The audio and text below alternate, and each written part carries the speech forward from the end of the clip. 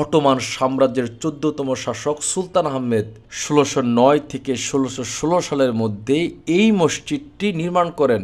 একটি বড় গম্বুজ, ৮টি ছোট গম্বুজ এবং ৬টি মিনার নিয়ে তৈরি।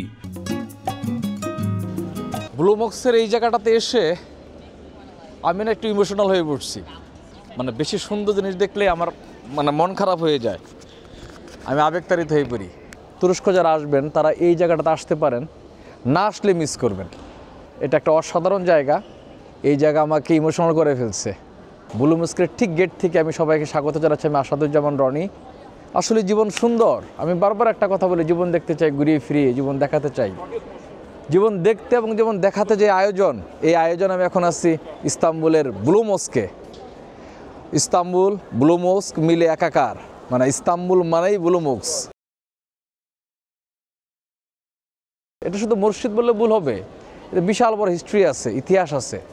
সো ইতিহাস এবং ঐতিহ্যের মিশেলে এক জায়গা ব্লু মস্ক বা সুলতান আহমেদ মসজিদ, যে নামেই তাকে আমরা ডাকি না কেন, অসাধারণ।